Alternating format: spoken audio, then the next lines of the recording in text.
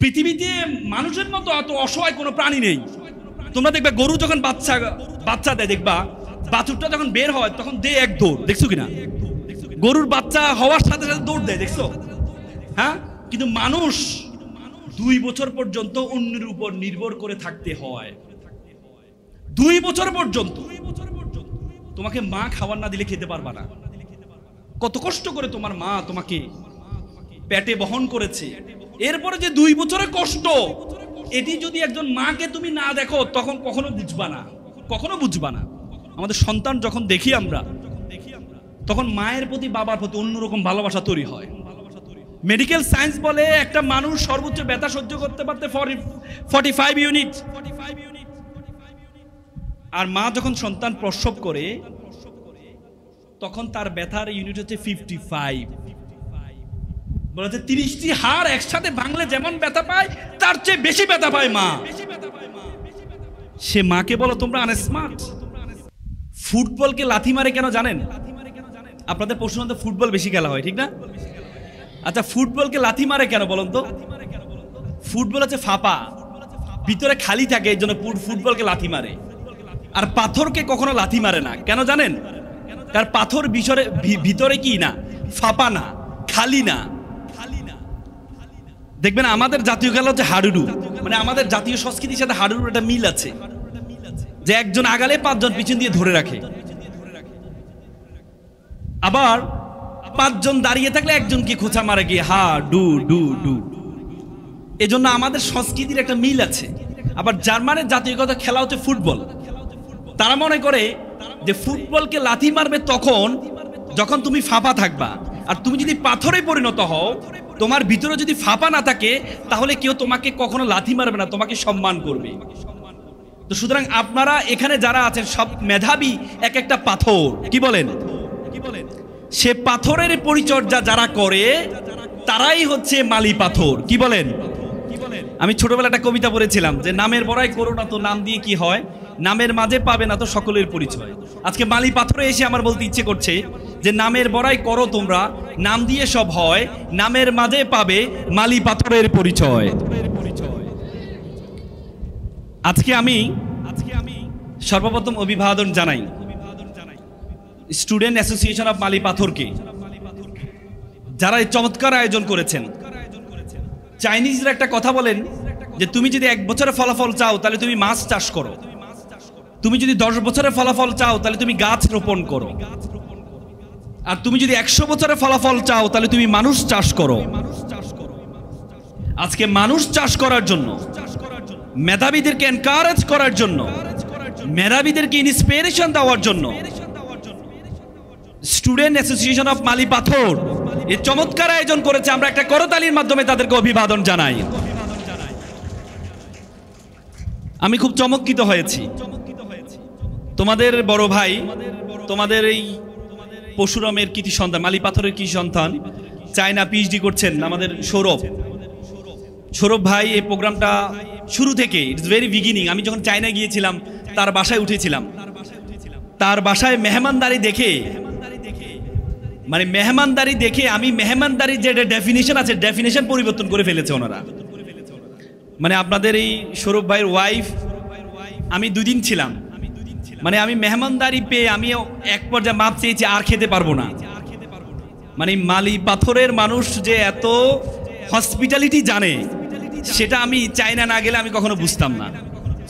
আজকে সৌরভ ভাই চমৎকার আয়োজন করেছে, তার ছোট ভাই জনি এবং অ্যাডভোকেট নিজামউদ্দিন সোয়াগরা এই যে চমৎকার আয়োজন করেছে, এই চমৎকার আয়োজনের পিছনে তাদের স্বার্থ কি? তোমরা যদি ডাক্তার হও, তোমরা যদি ইঞ্জিনিয়ার হও, তোমরা যদি দেশের প্রধানমন্ত্রী হও, তাহলে সৌরভদের, নিজামদের, জনিদের, সোহাগদের কি উপকার হবে? তারপরও কেন তারা এই আয়োজনটা করেছে? একবার একটা স্কুল শিক্ষক তার স্টুডেন্টদেরকে বললো তোমরা প্রত্যেকে একটা বেলুন হাতে নাও। প্রত্যেকে একটা বেলুন হাতে নিয়েছে, বলেছে প্রত্যেকটা বেলুনে তোমার নামটা লিখো। প্রত্যেকে তার বেলুনে তার নামটা লিখেছে। শিক্ষক বলে তোমরা এক কাজ করো, বেলুনটা ছেড়ে দাও। পরে বেলুনটা ছেড়ে দেওয়া হলো। শিক্ষক বলে তোমার যে বেলুনটা আছে তুমি সেই বেলুনটা খুঁজে বের করো। দেখা গেছে মাত্র 10 মিনিটের মধ্যে কেউ তার বেলুনটা খুঁজে পায় নাই। শিক্ষক বলে তুমি এক কাজ করো, তোমার সামনে যে বেলুনটা আছে, যার নামটা আছে, তুমি তার নামটা নিয়ে তাকে বেলুনটা দাও। দেখা গেল মাত্র 2 মিনিটের মাথায় প্রত্যেকের বেলুনটা খুঁজে পেল। শিক্ষক বলে এখান থেকে শিক্ষা কি? এখান থেকে শিক্ষা হচ্ছে তুমি যদি সুখী হতে চাও, নিজে সুখী হতে চাও, তাহলে তুমি কখনো সুখী হতে পারবা না। তুমি যদি অন্যকে সুখী করতে চাও, তাহলে তুমি নিজেও সুখী হবা, অন্যকেও সুখী করা সম্ভব।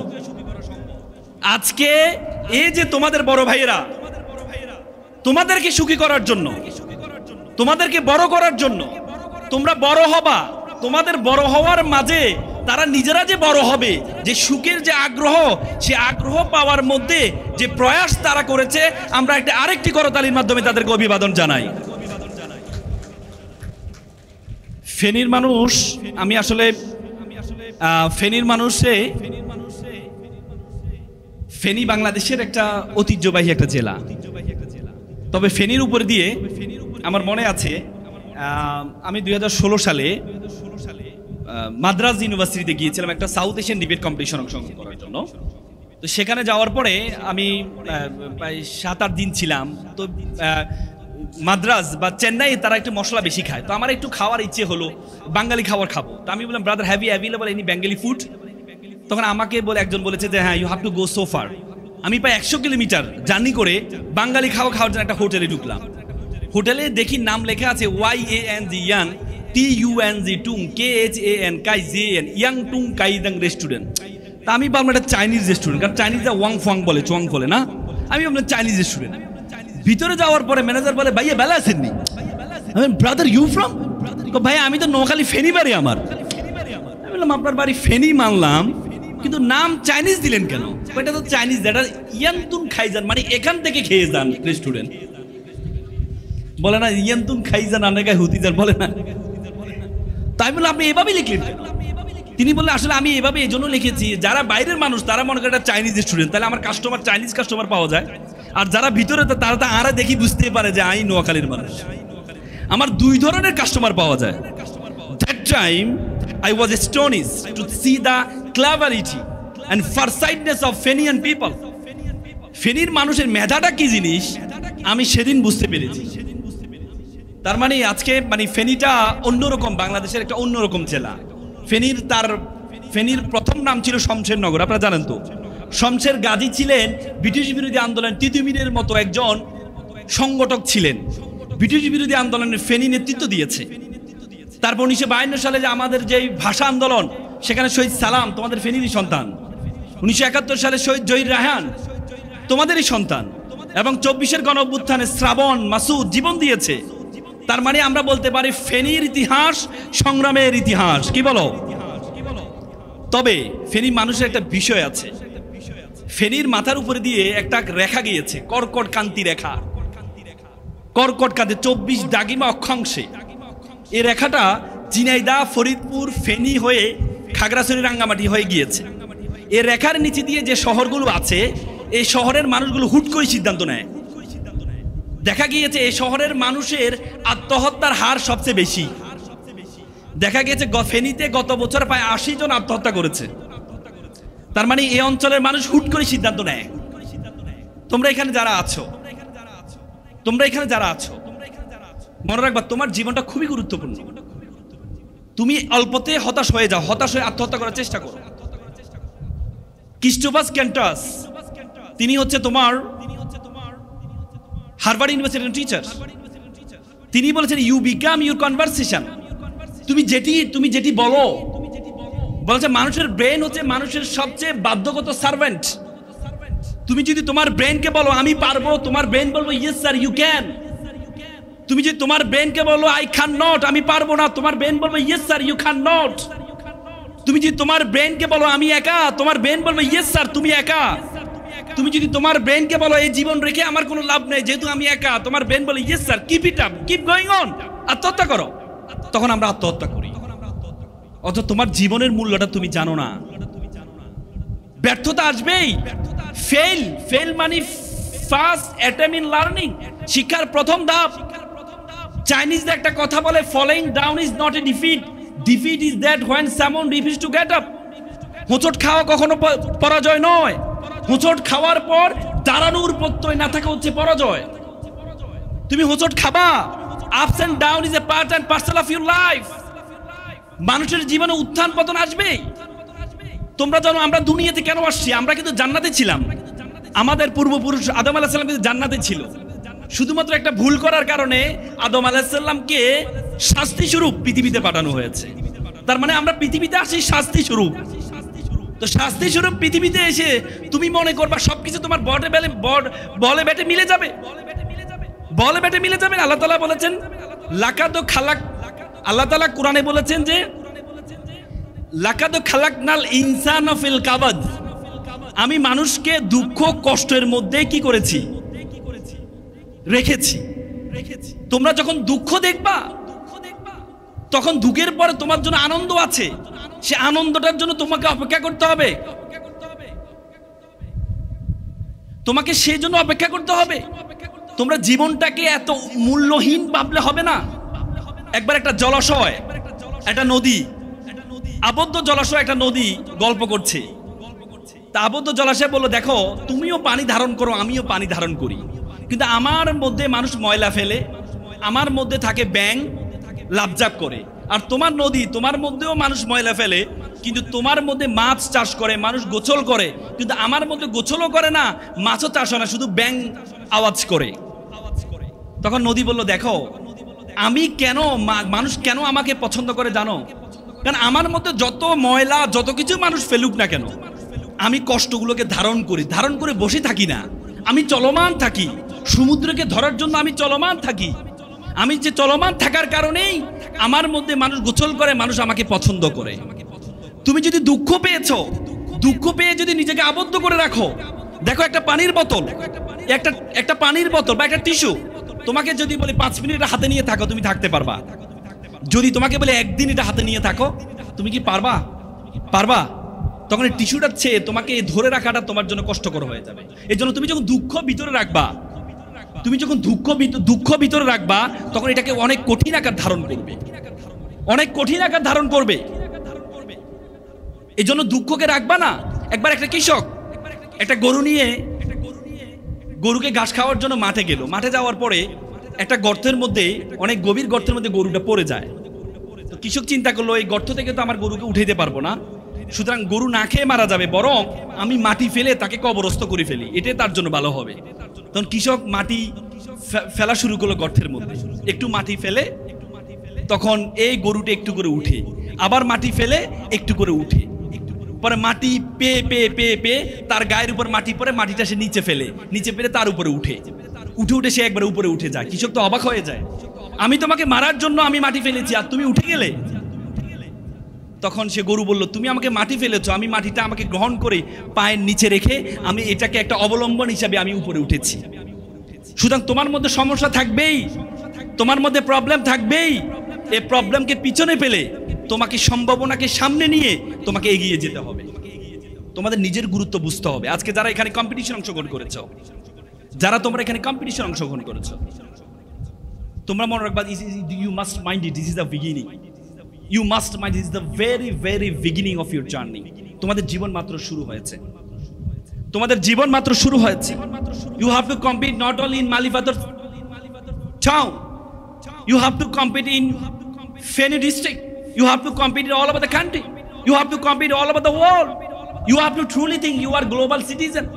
পৃথিবীটা একটা বিশ্ব গ্রামে পরিণত হয়েছে।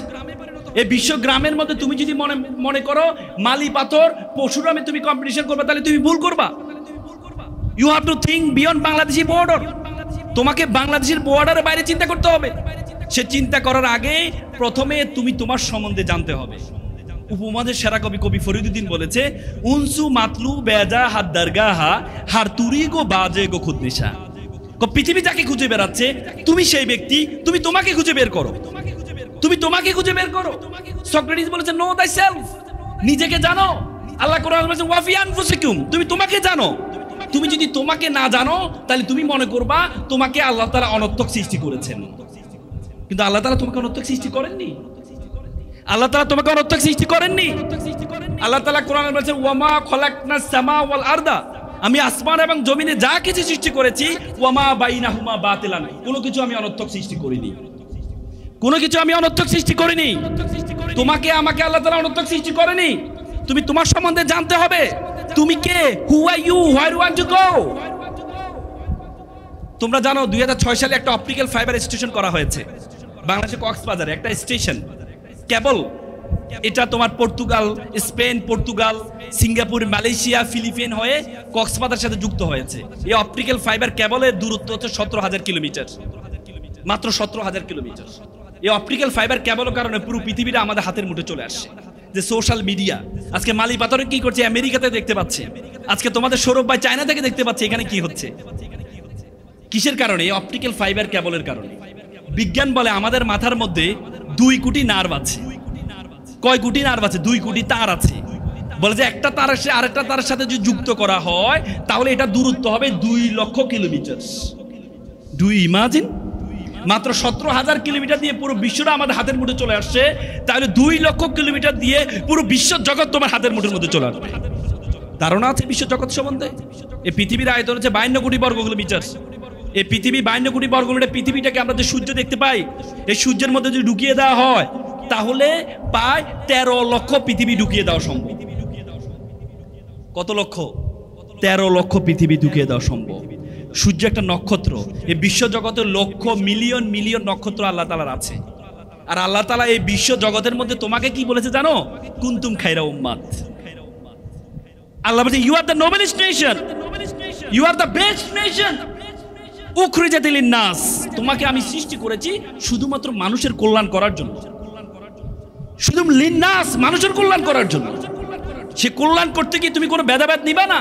কে হিন্দু, কে খ্রিস্টান, কে মুসলিম, এগুলো তুমি চিন্তা করবা না। তুমি শুধু উখরিজাত লিন-নাস, শুধুমাত্র মানুষের কল্যাণের জন্য আমি সৃষ্টি করেছি।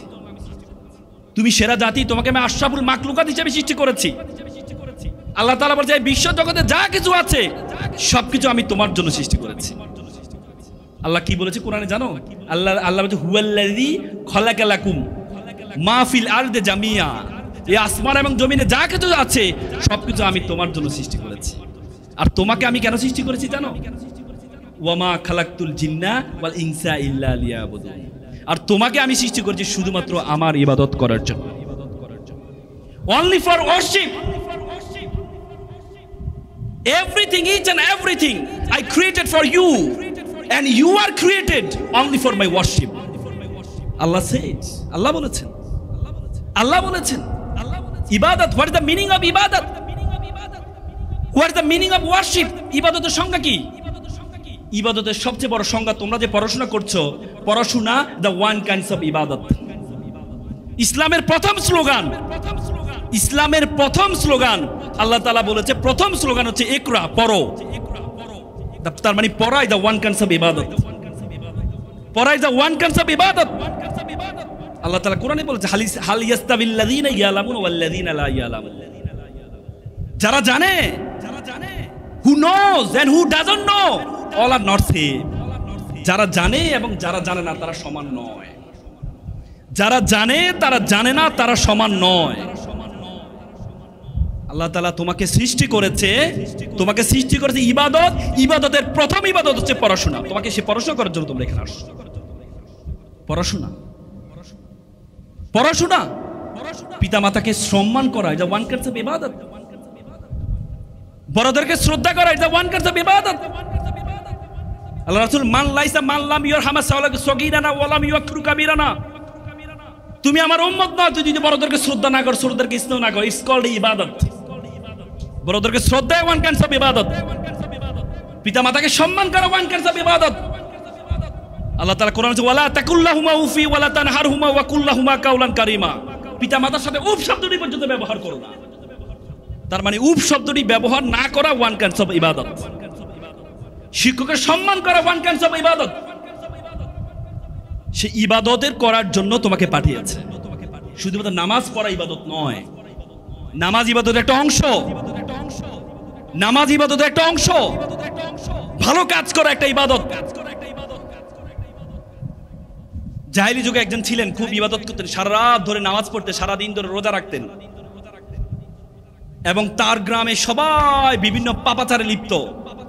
আল্লাহ তাআলা জিবরাইল আলাইহিস সালামকে পাঠিয়েছে, যাও ওই গ্রামটাকে ধ্বংস করে দিয়ে আসো। উনি দেখলেন যে ওইখানে একজন মানুষ আছেন যে এত ইবাদত করে, সারা রাত ধরে ইবাদত নামাজ পড়ে আর সারা দিন ধরে রোজা রাখে। আল্লাহর কাছে গেলে জিবরাইল আছে আল্লাহর কাছে, ইয়া আল্লাহ আপনি তো বলেছেন ভালো একজন মানুষ থাকলেও আপনি সেই গ্রাম ধ্বংস করবেন না, কিন্তু এখানে তো একটা ভালো মানুষ আছে, সে সারা ধরে আপনার নামাজ পড়ে, সারাদিন ধরে রোজা রাখে। আল্লাহ তাআলা বলছে আমি ওই তার কারণে জাতিটাকে ধ্বংস করছি, কারণ তাকে আমি নামাজ পড়ার জন্য, রোজা রাখার জন্য পাঠাই নাই। আমি তাকে বলেছি নামাজ পড়ো, তারপরে বের হয়ে যাও। উখরিজাত লিন-নাস, মানুষের কল্যাণ করার জন্য পাঠিয়েছি, তাকে বসে বসে ইবাদত করার জন্য আমি পাঠাই নাই। তার মানে শুধু নামাজ পড়াও ইবাদত অংশ নয়, তোমার যে সমাজের জন্য কিছু করা। আজকে যে যারা ছোট ছোট ভাইয়েরা যে কাজটা করেছে তোমাদের জন্য লক্ষ লক্ষ টাকা খরচ করে, আজকে যে তোমার গ্রামের মুরব্বীরা এখানে বসে আছেন, শ্রদ্ধাবান ব্যক্তিরা বসে আছেন, তারা এই জন্য বসে আছেন যে তোমাদেরকে এক একজনকে ভবিষ্যতে তারা এখানে দেখতে পায় যে তারা ক্রেস্ট গ্রহণ করবে, বাংলাদেশে একটা ভালো অবস্থায় গিয়েছে সেজন্য তারা ক্রেস্ট গ্রহণ করবে। পারবা না সেটি স্বপ্ন দেখতে হবে অনেক বড়। তোমাদের গ্রামের ছেলে মেয়েরা, তোমরা চিন্তা করো, তোমাদের পায়ের মধ্যে একটা শিকল লাগানো আছে। একবার একটা বাবার ছেলে চিড়িয়াখানা গেল, চিড়িয়াখানা যাওয়ার পর বাবা ছেলেকে বললো, আচ্ছা বাবা বলো তো। ছেলে এবং বাবা দেখলো বড় বড় হাতি, তার পায়ে একটা চিকন একটা শিকল লাগানো আছে। ছোট ছোট হাতি, তার পায়েও চিকন শিকল লাগানো আছে। ছোট ছোট হাতিগুলো শিকলটা ছেড়ার জন্য চেষ্টা করছে, আর বড় হাতিগুলো স্তব্ধ হয়ে দাঁড়িয়ে আছে। তখন ছেলে বাবাকে বললো, আচ্ছা বাবা বলো তো, এ বড় বড় হাতিগুলো তো টান দিলে শিকলটা ছিঁড়ে যায়, কিন্তু বড় হাতিগুলো স্তব্ধ হয়ে দাঁড়িয়ে আছে কেন? তখন বাবা বললো, তাহলে ঠিক আছে, কেয়ারটেকার একটু জিজ্ঞেস করি কেন দাঁড়িয়ে আছে। পরে কেয়ারটেকারকে জিজ্ঞেস করা হয়, কেয়ারটেকার বলে, এই যে বড় বড় হাতিগুলো যখন ছোট ছিল তাদের পায়ে শিকলটা লাগানো হয়েছিল, তখন তারা এই ছোট ছোট হাতিগুলোর মতো এটা ছেঁড়ার চেষ্টা করেছে, তখন তারা পারে নাই, তাদের মাথার মধ্যে সেট হয়েছে, তখন যেহেতু পারি নাই এখনো আমি আর এটা পারবো না। আজকে তোমাদের মধ্যে পায়ে একটা শিকল লাগানো, তোমার বড় ভাই চেষ্টা করছে, সে পারে নাই। তোমার পাশের পাশে আপু চেষ্টা করছে, সে পারে নাই। তোমার মাথার মধ্যে সেট হয়ে আছে, সে যেহেতু পারে নাই, সুতরাং আমরাও পারবো না। এই জন্য থিঙ্ক বিগ, চিন্তা করতে হবে বড়। মনে হয় যে মানুষ তার স্বপ্নের মতো বড়, স্বপ্নের আয়তন যত বড় মানুষ তত বড়। তোমার স্বপ্নকে তুমি যত বড় আয়তন দিতে পারবা, স্বপ্নকে তুমি যত বড় আয়তন দিতে পারবা, তোমার জীবনটা তত বড়। আজকে এখানে যারা আছো, এখানে শিক্ষার্থী যারা আছো, তোমরা প্রত্যেকে হাত তোলো একটু। শিক্ষার্থী যারা আছো, বুকে হাত নাও। 5 সেকেন্ড আমি তোমাকে চিন্তা করতে বলবো, তুমি চিন্তা করবা যে আমি এটা হতে চাই, আমি জীবনে এটা হতে চাই। চোখ বন্ধ করো সবাই, বুকে হাত নাও। 5 সেকেন্ড চিন্তা করো যে আমি জীবনে এটা হতে চাই। চোখ বন্ধ করো। তুমি কি ঘোড়ার মতো চোখ খুলে ঘুমাও নাকি? চোখ বন্ধ করো। হ্যাঁ, চোখ বন্ধ করো। 5 সেকেন্ড চিন্তা করো তুমি কি হতে চাও। ওকে, সামনে থেকে একজন দাঁড়াও, আপু দাঁড়াও, তুমি দাঁড়াও, ইউ হ্যাঁ, ওকে, বলো তুমি কি চিন্তা করেছো, কি হতে চাও? Not your paragraph, not your aim in life, I want to be a doctor, no. তুমি মনে প্রাণে, হার্ভার্ড ইউনিভার্সিটি একটা গবেষণা হয়েছে, তারা যায় 1500 জনের পক্ষে গবেষণা করেছে। 1500 জনকে তারা জিজ্ঞেস করে, যাতে তুমি কি পড়াশোনা করো টাকার জন্য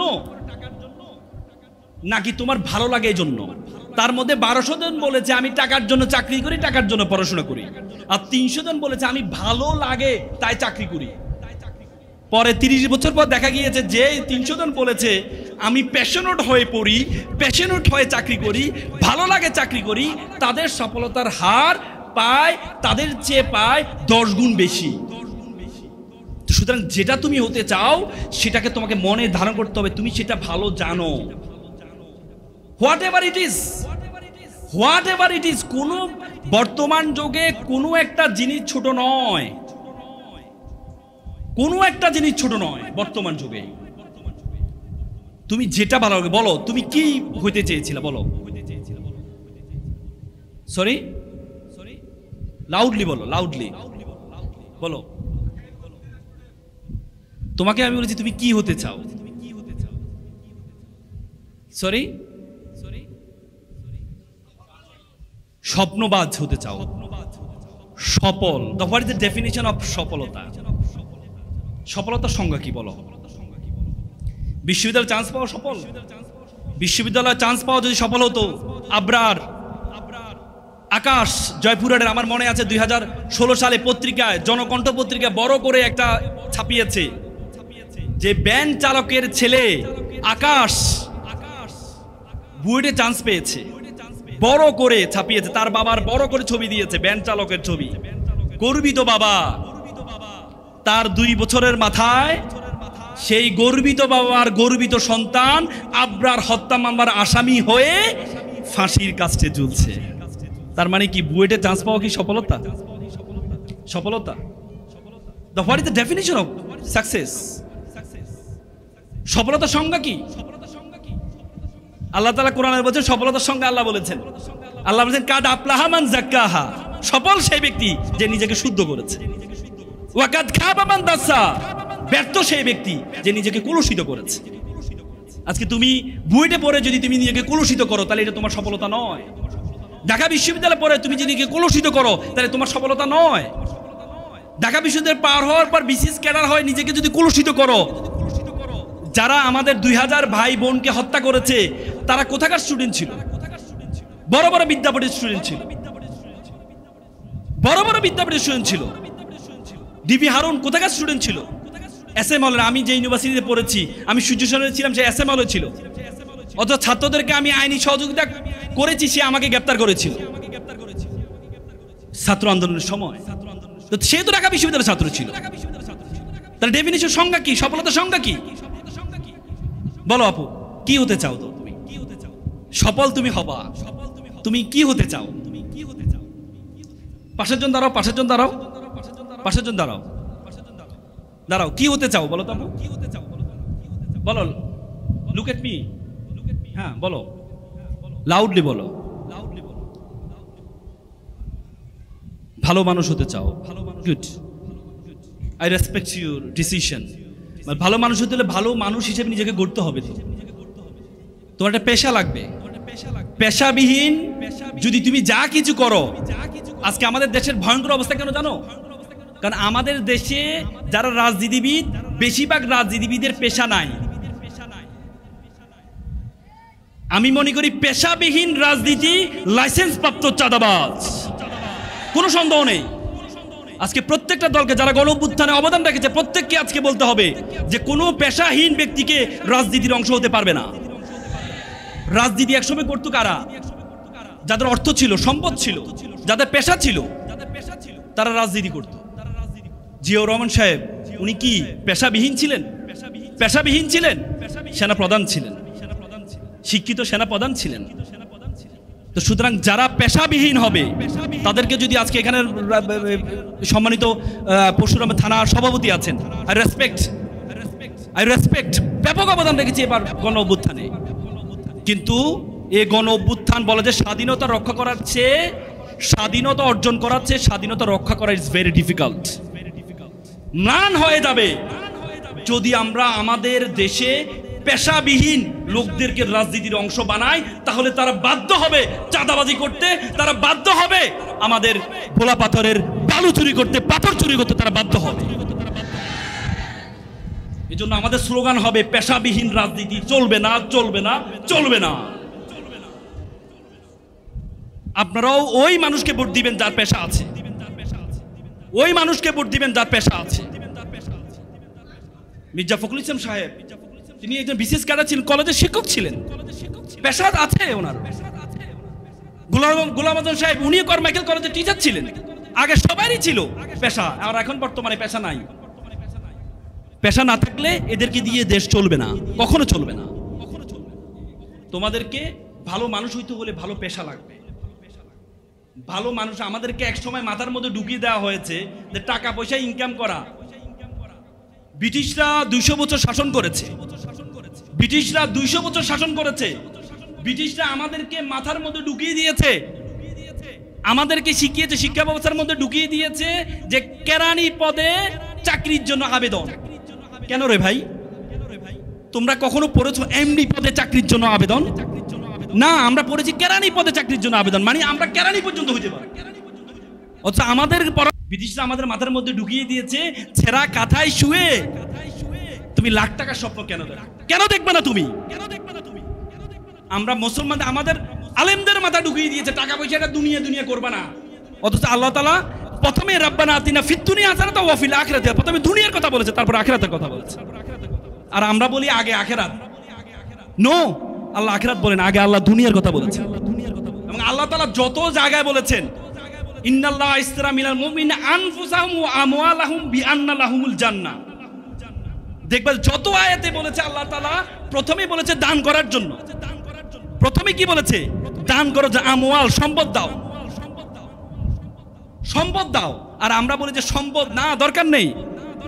অত ইসলাম এক সময় বড় বড় ব্যবসা যত প্রতিষ্ঠান ছিল সবগুলো মুসলমানদের ছিল। সিন্দাবাদ আমরা দেখি না, সিন্দাবাদের যারা ব্যবসা করার জন্য এই অঞ্চলে আসছিলেন, এসে ইসলামের দাওয়াত দিয়ে গিয়েছে। আর এখন মুসলিম জাতিকে আমরা ধরে নিয়েছি আমরা হচ্ছে ফকিরের জাতি, আমরা হচ্ছে ভোক্তা, কনজিউমার। আর ইহুদিরা হচ্ছে সকল ব্যবসা প্রতিষ্ঠান পরিচালনা করে, আর আমরা হচ্ছে কনজিউমার, ভোক্তা। আল্লাহ রাসূল বলছে কাজাল ফাকরু ইয়াকুনাল কুফরান, দারিদ্রতা মানুষকে কাফেরের দিকে ধাবিত করে, দারিদ্রতা মানুষকে কাফেরের দিকে ধাবিত করে। আর আমরা বলি অর্থের প্রয়োজন নেই। ইসলামের বড় বড় ইবাদতগুলো ধনীর জন্য, হজ কার জন্য, গরিবের জন্য, কুরবানি কার জন্য, গরিবের জন্য, যাকাত কার জন্য, গরিবের জন্য। বড় বড় ইবাদতগুলো ধনীর জন্য। এজন্য তোমাদেরকে ধনী হইতে হবে, বাট উইথ মোরালিটি। মোরালিটিটা মেকশিওর করতে হবে। ধনী হবা কিন্তু মোরালিটি, এই যে সফল কোটি টাকার মালিক হইলা কিন্তু মোরালিটি নাই, এ টাকার কোনো ভ্যালু নেই, এ টাকার কোনো ভ্যালু নেই। এজন্য স্বপ্ন দেখো বড়। আরেকটা ছেলে দাঁড়াও, একটা বসো, আপনি বসো, একটা ছেলে দাঁড়াও, একটা ছেলে দাঁড়াও, দাঁড়াবা না, মালি পাথর ছোড়া লাগবে নাকি? দাঁড়াও। কি হতে চাও তুমি? কি চোখ বন্ধ করে কি ভেবেছিলা? ভালো মানুষ, কিন্তু পেশায় কি হতে চাও বলো? ইঞ্জিনিয়ার হতে চাও। এখন তো ইঞ্জিনিয়ার নিয়ে তো ব্যাপক দ্বন্দ্ব শুরু হয়েছে বাংলাদেশ। কে ডিপ্লোমা ইঞ্জিনিয়ার, কে বিএসসি ইঞ্জিনিয়ার। হ্যাঁ, তবে এটাকে কন্ট্রোল করা দরকার। আপনি নাম দিলেন তাকে ডিপ্লোমা ইঞ্জিনিয়ার, কিন্তু সেই ইঞ্জিনিয়ার পরিচয় দিতে পারবে না, তাহলে নামটা কেন ডিপ্লোমা ইঞ্জিনিয়ার দিলেন? নাকি নাকি নাম দিলেন ডিপ্লোমা ইঞ্জিনিয়ার, কিন্তু তাকে বললেন যে তুমি ইঞ্জিনিয়ার পরিচয় দিতে পারবে না। এটা তো তার হরণ করা হবে। বাংলাদেশে আমি মনে করি ডিপ্লোমা ইঞ্জিনিয়ার যারা, তারা যদি বিএসসি করে, পৃথিবীতে প্রত্যেকটা দেশে ডিপ্লোমা ইঞ্জিনিয়ারদেরকে ইঞ্জিনিয়ার বলে না, এটা ঠিক, এটা সত্য। তাদেরকে ইঞ্জিনিয়ার বলে না, কিন্তু বাংলাদেশে যদি ইঞ্জিনিয়ার বলে তাদের জন্য আরেকটা, যেমন আমরা অ্যাডভোকেট হতে হলে আমাদেরকে বার কাউন্সিলে একটা পরীক্ষা দিতে হয়, ডাক্তারদের ডাক্তার পরিচয় দিতে হলে তাদের একটা ডাক্তার অ্যাসোসিয়েশন একটা পরীক্ষা দিতে হয়। তেমনি ইঞ্জিনিয়ারদেরকে ইঞ্জিনিয়ারিং পাস করার পরে আলাদা একটা পরীক্ষা দিয়ে ইঞ্জিনিয়ার পরিচয়টা দেওয়ার জন্য আলাদা একটা পরীক্ষা দিয়ে তাদেরকে ইঞ্জিনিয়ার বানানো উচিত। কি বলেন? তাহলে কে ইঞ্জিনিয়ার হবে, কে ইঞ্জিনিয়ার হবে না, অমুকের বলে ইঞ্জিনিয়ার বানান করো, এর বলে ইঞ্জিনিয়ার বানান করো, দরকার নেই। ইঞ্জিনিয়ার হতে চাও, মাশাআল্লাহ। এবার আবার বসো, যারা প্রত্যেকে স্বপ্ন দেখেছো তুমি এটা হতে চাও, এবার চোখ বন্ধ করে বলবা আমি যদি এটা হতে চাই আমি অমুক জায়গায় পড়বো। সাপোজ তুমি ইঞ্জিনিয়ার হতে চাও, আমি বুয়েটে পড়বো, বা আমি ডুয়েটে পড়বো, বা আমি চুয়েটে পড়বো, বা তুমি যদি ক্যাডার হতে চাও তাহলে আমি ঢাকা বিশ্ববিদ্যালয়ে পড়বো। এভাবে করে আবার 5 সেকেন্ড চোখ বন্ধ করো, চোখ বন্ধ করো, চিন্তা করো যে আমি এটা হতে চাই, আমি অমুক জায়গায় পড়বো। ওকে, ইঞ্জিনিয়ার সাহেব দাঁড়ান, ছোট ইঞ্জিনিয়ার বলেন আপনি কোথায় পড়বেন? বুয়েটে পড়বেন, বুয়েটে পড়বেন, মাশাআল্লাহ, ওর জন্য এটা করতালি হবে। আজকে যেটা হতে চাও, যে জায়গায় পড়তে চাও, ছোট্ট একটা চিরকুটে লেখে তুমি যে টেবিলে পড়ো এই টেবিলের উপরে দিয়ে এটা ঝুলে রাখবা আঠা দিয়া। তোমার যে ব্যাগ, অভিভাবকরা এখানে আছেন, তার ব্যাগের মধ্যে বড় করে লিখে ব্যাগের মধ্যে দেখা যায় এমন জায়গাটা আটকে দিবেন। তোমার যদি ওয়ালেট থাকে, মানি ব্যাগ থাকে, মানি ব্যাগের যেখানে তোমার ছবি রাখো সেখানে তুমি লিখবা আমি ইঞ্জিনিয়ার হতে চাই, আমি বুয়েটে পড়তে চাই। প্রতিদিন যখন পড়তে বসবা এটা তাকাবা, প্রতিদিন যখন পড়তে বসবা এটা তাকাবা, তাহলে দেখবা তোমার স্বপ্ন খুব অল্প সময়ের মধ্যে তুমি স্বপ্নের কাছাকাছি চলে যেতে পারবা। পারবা তো ইনশাল্লাহ? পারবা তো? বসো, শোনো, পরিশ্রমের কোনো বিকল্প নেই। একবার একটা ছেলে দেখতে পেল, গরমের মধ্যে দাঁড়িয়ে আছে, সে দেখতে পেল একজন বয়স্ক মা একটা কলস, পানি, নদী থেকে পানি নিয়ে কলসটা নিয়ে তার পাশে নিয়ে সে হাঁটছে, এবং পানি যেন কোনো সমস্যা না হয় তার ওড়না দিয়ে সেটাকে ঘুরিয়ে রেখেছে। ছেলেটা ভাবছে, ইস, আমি যদি কলস হতে পারতাম, তাহলে আমাকে এভাবে কোলে নিত, আবার আমার উপরে দিয়ে যেন রোদ না লাগে, এজন্য কি দিত, এটা চাদর দেওয়া হতো। তখন কলস বলে, তুমি তো আজকে দেখতে পাচ্ছ যে আমাকে পানি নিয়ে আমাকে কোলে নেওয়া হয়েছে, কিন্তু আমি তো ছিলাম একটা মাটি, আমি ছিলাম কি মাটি। আমাকে দোলা করে, আমাকে একটা মেশিন দিয়ে এক হাত শক্ত করে আর এক হাত নরম করে আমাকে কলস বানানো হয়েছে। তোমরা দেখেছো কিনা, কলস বানানোর সময় দেখেছো? পাতিল বিটিভিতে দেখবা, এক হাত শক্ত থাকে আর এক হাত নরম থাকে। এখানে শিক্ষা হচ্ছে যে তুমি এক হাতে বাঁকা বাঁশের বাঁশুরি আর এক হাতে বাঁকা তুর্য। সন্তানকে বেশি ভালোবাসা দেওয়া যাবে না, আবার সন্তানকে বেশি রাগও দেখানো যাবে না।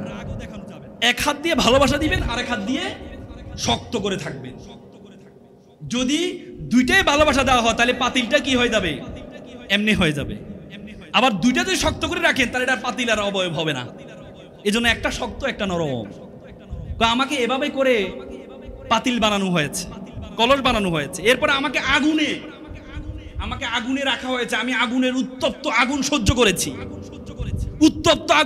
করেছি, এরপর আমাকে রোদে রাখা হয়েছে, তারপরে বাজারে উঠানো হয়েছে। আমাকে যিনি কিনতে আসেন তিনি টোকা দিয়ে আমাকে দেখেছেন শক্ত আছে কিনা।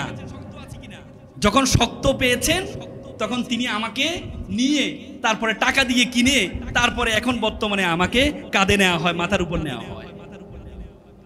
আজকে তুমি যদি বলো তুমি পরিশ্রম করবা না, নিজেকে পোড়াবা না, নিজেকে জ্বালাবা না, তোমাকে মানুষ এমনি কুলে নিবে না, এত সহজ না। আমরা সবসময় একটা কথা বলি, তাকদিরুল আইয়ুরু, তকদির কখনো পরিবর্তন হয় না। আমরা কিন্তু তকদিরের পরের যে বাক্যটা ইল্লা বিদোয়া, দোয়া এবং দাওয়া, কষ্ট করলে তোমার তকদির পরিবর্তন হয়। আল্লাহ রাসূল বলেছেন মান জাদ্দা ওয়াজাদা, তুমি যাই চাইবে তাই পাইবে। এবং আল্লাহ তাআলা কোরআনে বলেছেন ওয়ালাইসা লিল ইনসানু ইল্লা মা সা, মানুষ ততটুকুই পায় যতটুকু সে চেষ্টা করে। সুতরাং তুমি তোমার ভাগ্যকে আটকে রাখবা না, চেষ্টা করবা। তুমি চেষ্টা করতে পারো তাহলে সুন্দর একটি ক্যারিয়ার তুমি পাবা। আজকে শিক্ষার্থী এখানে যারা আছো, তোমাদের মা বাবা এখানে আছে। পৃথিবীতে মা বাবার মতো তোমরা মা বাবার গুরুত্ব এখন বুঝবা না। যখন তুমি মা হবা তখন বুঝবা মা বাবার গুরুত্বটা কত বেশি। পৃথিবীতে মানুষের মতো এত অসহায় কোনো প্রাণী নেই। তোমরা দেখবে গরু যখন বাচ্চা দেয়, দেখবা বাছুরটা যখন বের হয় তখন দে এক দৌড়, দেখছো কিনা? গরুর বাচ্চা হওয়ার সাথে সাথে দৌড় দেয়, দেখছো? হ্যাঁ, কিন্তু মানুষ 2 বছর পর্যন্ত অন্যের উপর নির্ভর করে থাকতে হয়। 2 বছর পর্যন্ত তোমাকে মা খাবার না দিলে খেতে পারবা না। কত কষ্ট করে তোমার মা তোমাকে পেটে বহন করেছে। এরপরে যে 2 বছরের কষ্ট, এটি যদি একজন মাকে তুমি না দেখো তখন কখনো বুঝবা না। আমাদের সন্তান যখন দেখি আমরা, তখন মায়ের প্রতি বাবার প্রতি অন্যরকম ভালোবাসা তৈরি হয়। মেডিকেল সায়েন্স বলে একটা মানুষ সর্বোচ্চ ব্যথা সহ্য করতে পারতে 45 ইউনিট। আর মা যখন সন্তান প্রসব করে তখন তার ব্যথার ইউনিট হচ্ছে 55। বলা হচ্ছে 30টি হাড় একসাথে ভাঙলে যেমন ব্যথা পায় তার চেয়ে বেশি ব্যথা পায় মা। সে মাকে বলো তোমরা আনস্মার্ট। কিছুদিন আগে বৃদ্ধাশ্রমে গিয়েছিলাম, সেই বৃদ্ধাশ্রমে দেয়ালে লেখা আছে, বাবা এবার ঈদে তোর বাড়িতে আমাকে একটু নিবি, বাবা এবার ঈদে তোর বাড়িতে আমাকে একটু নিবি। কত ভয়ঙ্কর একটি বাক্য ব্যবহার করা হয়েছে, কত ভয়ঙ্কর একটি বাক্য ব্যবহার করা হয়েছে। আমরা মা বাবাকে শিক্ষিত হওয়ার পরে, ইঞ্জিনিয়ার হওয়ার পরে, অ্যাডভোকেট হওয়ার পরে, ডাক্তার হওয়ার পরে, বিসিএস ক্যাডার হওয়ার পরে মা বাবাকে বৃদ্ধাশ্রমে রেখে আসি। এটা বাবাকে বলা হয় সূর্যের মতো। সূর্য আমাকে গরম দেয় ঠিক, কিন্তু সূর্য না থাকলে এই পৃথিবীটা অন্ধকার হয়ে যায়। তেমনি তোমার বাবা যদি তোমার জীবনে না থাকে, তোমার জীবনটা তেমনি অন্ধকার হয়ে যাবে। সে মা বাবাকে তোমরা বৃদ্ধাশ্রমে রেখে আসো, সে বাবাকে তোমরা বৃদ্ধাশ্রমে রেখে আসো। সে মা বাবাকে তোমরা বৃদ্ধাশ্রমে রেখে আসো। ওয়াকফিদ লাহুমা জানাউযুল মিনার রাহমা ওয়া কুল রাব্বিরহামহুমা কামা রাব্বায়ানি সগীরা। এজন্য আল্লাহ আমাদেরকে দোয়া শিখিয়ে গেছে, আল্লাহ আমার মা বাবাকে তুমি, আমার মা বাবা আমাকে যেভাবে লালন পালন করেছে তুমি আমার মা বাবাকে সেভাবে লালন পালন করো, সেভাবে লালন পালন করো। এজন্য তোমরা এখানে যারা আছো ফ্যামিলি, FAMILY ফ্যামিলি, ফ্যামিলি মানে এখন থেকে মনে রাখবো F for father, A for and, M for mother, I for I, L for love, Y for you, father and mother, I love you, it's called a family.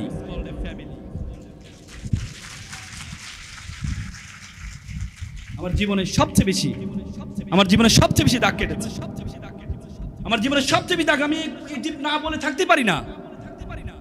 আমি তখন ঢাকা বিশ্ববিদ্যালয়ের সূর্য চ্যানেলে থাকতাম। আমাদের সূর্য চ্যানেলে একটা নাইট গার্ড ছিলেন, তিনি সারা ধরে নাইট ডিউটি দিতেন।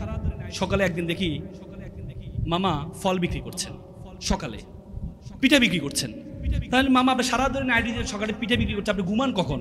বলছে মামা আমার জন্য দোয়া করবো, আমার ছেলেটা এবার A+ পেয়েছে, যদি এসএসসিতে A+ পায় আমার ছেলেকে আমি ঢাকা মেডিকেল ভর্তি করাবো। তাই আমি বললাম মামা ছেলেকে ধর্মকর্ম শিখান তো। বলছে আমার ছেলে ভালো ছেলে। আমি বললাম মামা তারপর ছেলে একটু ধর্মকর্ম শিখাবেন। কিছুদিন যাওয়ার পর দেখি মামা দুপুরে ফল বিক্রি করছে। তাই বললাম মামা সারাদিন নাইট ডিউটি দেন, সকালে পিঠে বিক্রি করেন, দুপুরে ফল, আপনি ঘুমানটা কখন? বলছে মামা আমার জন্য দোয়া করবো, আমার ছেলেটা এসএসসিতে A+ পেয়েছে, মেডিকেল কোচিং ভর্তি করাইতে হবে, 20-30 হাজার টাকা লাগবে, এই জন্য আমি কষ্ট করছি। আমার ছেলে ঢাকা মেডিকেল চান্স পাবো, আমি আর চাকরি করবো না, রাতে ঘুমাইতে পারি, চাকরি করবো না। পরে আমি ওনাকে নিয়ে রেটিনায় ভর্তি করাই দিলাম, ছাত্রকে ছাড়ের ব্যবস্থা করে দিলাম। কিছুদিন যাওয়ার পর মামা আমার রুমে মিষ্টি আসে, কি উদ্বেলিত, কি উদ্ভাসিত, কি আনন্দিত। সন্তানের আনন্দে পিতামাতা এত আনন্দিত হতে পারে আমি কখনো দেখি নাই। কিছুদিন যাওয়ার পর একদিন আমি রাতের 12:30 আমি বেরোচ্ছিলাম একটু জগিং করার জন্য, মল চত্বরে যাব। হঠাৎ করে দেখি মামার টেবিলের নিচে এইভাবে কান্না করছে। তাই বললাম মামা আপনি কান্না করছেন? আমাকে বললো মামা আমাকে ক্ষমা করবেন, মামা আমাকে ক্ষমা করবেন। আমি কি হয়েছে মামা? জানেন মামা আমার ছেলেটা ইয়াবা আসক্ত, গতকাল এসেছে শোকেজের গ্লাস ভেঙেছে, আলমিরার গ্লাস ভেঙে টাকার জন্য। বাবা বিশ্বাস করেন, আমি মনে করেছিলাম আমি যখন অসুস্থ হব আমার ছেলেটা আমাকে সুস্থ করবে। আজকে আমরা সুস্থ মানুষকে আমার ছেলে অসুস্থ বানিয়ে দিচ্ছে। এমন অসভ্য ছেলে আমি চাইনি, এমন বর্বর ছেলে আমি চাইনি। আমার ভাইয়ের ছেলে দিনমজুর, সারাদিন রিক্সা চালায়, মা বাবার সাথে একসাথে খাওয়া দাওয়া করে। বিশ্বাস করে মামা আজকে 3 মাস আমি আমার ছেলেকে দেখি নাই, আজকে 3 মাস আমি আমার ছেলেকে দেখি নাই। এমন বর্বর ছেলে আমি চাইনি মা। With due respect to our guardians, with due respect to our guardians, আপনি আপনার ছেলেকে ডাক্তার বানান, ইঞ্জিনিয়ার বানান, কোনো কাজে আসবে না। এই ছেলে যদি ধর্ম শিক্ষা না দেন এই ছেলে ভয়ঙ্কর আকার ধারণ করবে, ভয়ঙ্কর আকার ধারণ করবে। ধর্ম আপনাকে শিক্ষা দেয়, ওয়ালা তাকুল্লাহুমা উফি ওয়ালা তানহারহুমা ওয়া কুল্লাহুমা কাওলান কারীমা। মা বাবার সাথে উফ শব্দ পর্যন্ত ব্যবহার করো না। Each and every religion or respect parents. অত শূন্য হ কিলো কামরূপ রহিত কপতকিনী নির্বিষ্টাহ দলপক পিঙ্গ কদলি কুঞ্জ প্রমদ বানরা। প্রত্যেকটি ধর্ম পিতামাতাকে শ্রদ্ধার কথা বলেছেন। শুধু আপনি আপনার ছেলেকে বাংলা পড়ান, ইংরেজি পড়ান, কেমিস্ট্রি পড়ালেন, ফিজিক্স পড়ালেন, সাথে সাথে আপনার ছেলেকে আপনি যে ধর্মের বিশ্বাসী সে ধর্মগ্রন্থটা পড়াবেন। মনে রাখবেন যে মন্দিরে যায়, যে মন্দিরে যায় না তার চেয়ে সে ভালো মানুষ। যে গির্জায় যায়, যে গির্জায় যায় না তার চেয়ে সে ভালো মানুষ। যে মসজিদে যায়, যে মসজিদে যায় না তার চেয়ে সে ভালো মানুষ। আপনি আপনার সন্তানকে ধর্ম শিক্ষা দিতে কখনো ভুল করবেন না। আজকে এখানে যারা আছেন, অভিভাবক যারা আছেন, অভিভাবক যারা আছেন আপনাদের প্রতি আই ডিউ রেসপেক্ট। আমরা সন্তানকে নিজের যত টাকা আছে সব টাকা খরচ করার জন্য চেষ্টা করি, কিন্তু সন্তানকে সময় দিতে চাই না। আজকে আমি একটা স্লোগান আপনাদেরকে বলে রাখি, আপনার যতটুকু সামর্থ্য আছে তার অর্ধেক খরচ সন্তানের জন্য করবেন, আর যতটুকু সময় তার জন্য বরাদ্দ করেছেন তার ডাবল সময় সন্তানকে দিবেন। আমি আবারও বলছি, সন্তানের জন্য যে অর্থ আপনি বরাদ্দ করেছেন তার অর্ধেক খরচ সন্তানের জন্য করবেন, আর সন্তানের জন্য যতটুকু সময় বরাদ্দ করেছেন তার ডাবল সময় সন্তানকে দিবেন। সক্রেটিস যে জন্য চমৎকার কথা বলেছেন, আপনি টাকা ইনকাম করার জন্য আপনি মাটিকে ইট বানাচ্ছেন, ইটকে দেয়াল বানাচ্ছেন, দেয়ালকে প্রাসাদ বানাচ্ছেন, কিন্তু যে প্রাসাদ যার কাছে রেখে যাবেন তার জন্য আপনি কতটুকু সময় ব্যয় করছেন? আপনি আপনার টাকার পিছনে দৌড়াবেন না, টাকার পিছনে দৌড়াবেন না। মনে রাখবেন, যে বাড়ি আপনি বসবাস করছেন সে বাড়িটা আপনার বাবার দাদার, সে বাবার দাদার নামটা কেউ বলতে পারবেন এখানে? পারবেন না। 200 বছর পর আপনি যে সম্পদ যার জন্য রেখে যাবেন সে নেক্সট জেনারেশন আপনার নামটি দোয়া তো দূরের কথা, আপনি নামটি পর্যন্ত নিবে না। তাহলে কার জন্য সম্পদ রেখে যাবেন? এই জন্য তো আল্লাহ তাআলা বলেছেন আল হাকুমুত তাকাসুর হাত্তা যুরতুমুল মাকাবির। সম্পদের লালসা মানুষকে আচ্ছন্ন করে ফেলেছে। এটি ততক্ষণ পর্যন্ত হবে যতক্ষণ পর্যন্ত সে কবরের মধ্যে না যায়। এজন্য সন্তান পিছনে সময়টা ব্যয় করবেন। আপনি সন্তান পিছনে সময়টা ব্যয় করতে পারেন। আমরা সন্তানকে কষ্ট করতে দিই না, আমরা সন্তানকে কষ্ট করতে দিই না। স্কুলে যখন যায় নিজের ওর ব্যাগটা আমি নিজে কাঁধে নিই না, ওর ব্যাগটা আপনি নিজে কাঁধে নিবেন না, ওর ব্যাগটা ওর হাতে দিবেন। ওকে খাওয়াই দিই না, খাওয়াই দিবেন না, ওর খাবারটা ওকে খেতে দিবেন, ওর খাবারটা ওকে খেতে দিবেন। এটা দাদা নাতিকে, নাতি জিজ্ঞেস করলো দাদা বলো তো সফলতা মানে কি? দাদা বললো এক কাজ কর, চলো একটা বাজারে গেল, বাজারে 2টা গাছ কিনলো। গাছ কিনে বললো যে একটা গাছ তুমি বাসায় রাখো, বারান্দায় রোপণ করি, আর একটা গাছ আমরা বনে রোপণ করি। দাদা জিজ্ঞেস করলো আচ্ছা বলো তো কোন গাছটা বেশি বড় হবে? তখন সে বললো যেটা যত্ন পাবে, যত্নটা যদি ঘরেরটা যত্ন বেশি পাবে তাহলে এটা সবচেয়ে বড় হবে, শক্তিশালী হবে। 6 মাস পর নাতি আসলো, বলো দেখি আসি কোন গাছটা আমাদের হয়েছে। দেখা গেল বাইরে যে গাছটা, এই গাছটা শিকড় মেরেছে অনেক বড়, অনেক শক্তিশালী, অনেক বড় হয়েছে, আর ঘরের গাছটা কি ছোট।